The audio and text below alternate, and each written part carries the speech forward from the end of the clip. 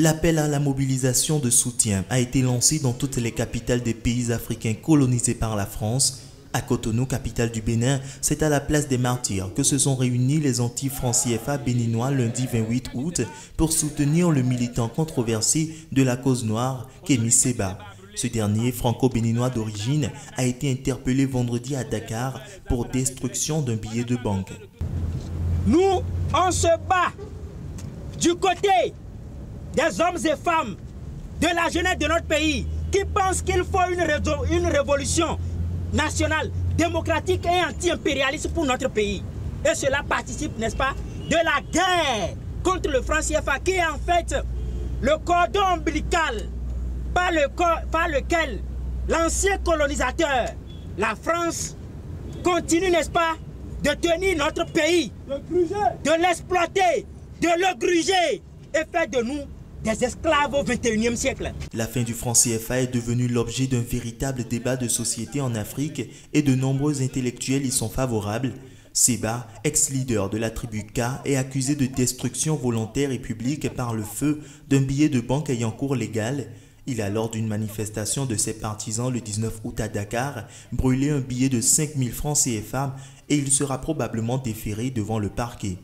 Que Kémy Séba restera en prison chaque minute de plus grandira la souffrance et puis la colère de cette jeunesse qui pourrait, on ne le souhaite pas, orienter le combat vers un autre sens. Parce que soit le franc CFA tombe et nos dirigeants restent sur place en nous accompagnant dans la chute du franc CFA, soit nos dirigeants s'y opposent et le franc CFA va tomber et eux et avec le franc CFA. Je savais qu'en effectuant cet acte purement symbolique, la BCEAO, sans doute sur commande de la Banque de France, engagerait une procédure visant à me mettre en prison. Je le savais et je suis prêt à en payer le prix, avait-il indiqué sur sa page Facebook, ajoutant que le franc CFA est un scandale économico-politique d'ordre colonial qui tue notre peuple. Séba, de son vrai nom Stélio Kaposhishi, a ces dernières années organisé ou participé en Afrique à plusieurs manifestations hostiles au franc CFA, monnaie créée en 1945 et rattachée à l'euro par une parité fixe.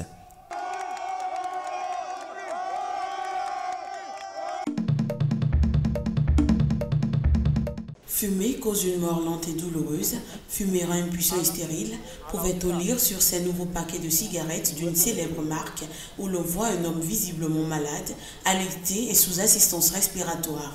Ces nouveaux paquets de cigarettes mettant en garde les consommateurs contre des maladies liées au tabac ont été mis en vente samedi dans les rues de Dakar. L'objectif est d'informer les populations, premièrement, mais également de dissuader les jeunes. Cette stratégie anti-tabac semble enfin bien marcher pour le gouvernement sénégalais. Les décrets pour la mise en œuvre de la loi qui date de 2014 ont en effet été signés par le président Macky Sall à la fin du mois de juillet, soit plus de 2 ans après le passage de la loi à l'Assemblée nationale. Les organisations de la société civile demandaient l'application du test depuis de longs mois et dénonçaient des pressions de lobby pro-tabac, faisant selon elles retarder le processus de mise en œuvre. Il y a des clients qui me disent que si je n'ai que ces paquets à vendre, ils n'en veulent pas. Je fume des Marlboro, mais depuis que j'ai vu le nouveau paquet, j'ai peur. Je veux arrêter de fumer parce que je sais que la cigarette est mauvaise pour la santé.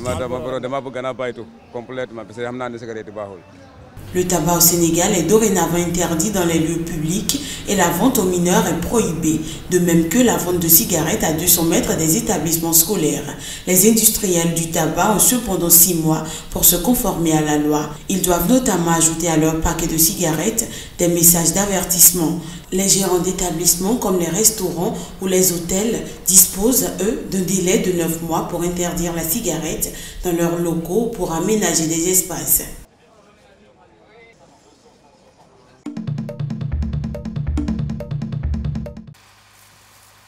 Des champs à perte de vue et des ouvriers par dizaines, cette exploitation est la vitrine du potentiel agricole du Nigeria. Étendue sur 4000 hectares, les fermes Chonga souhaitent devenir un modèle de développement pour les filières céréalières, laitières et avicoles du pays.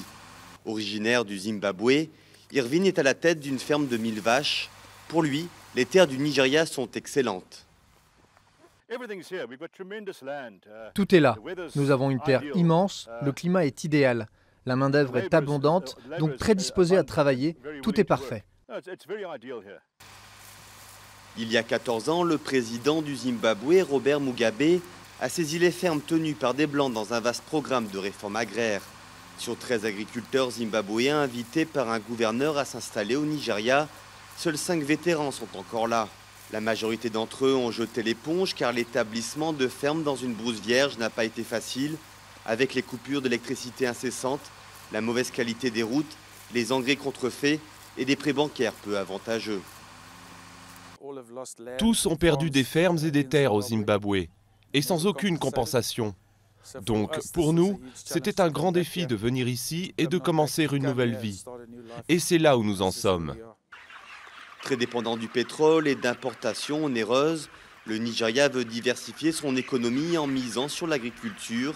Mais le secteur est dominé par les exploitations informelles sans véritables exigences de qualité. Confort a rejoint il y a un an l'élevage de poulets des fermes Shonga. Elle est prête à suivre le chemin tracé par les Zimbabwéens. Certaines personnes croient encore davantage aux produits importés ou étrangers qu'aux produits locaux. Cet endroit est un exemple. Nous pouvons leur montrer que cela est possible ici, au Nigeria. Nous sommes capables de leur donner le meilleur.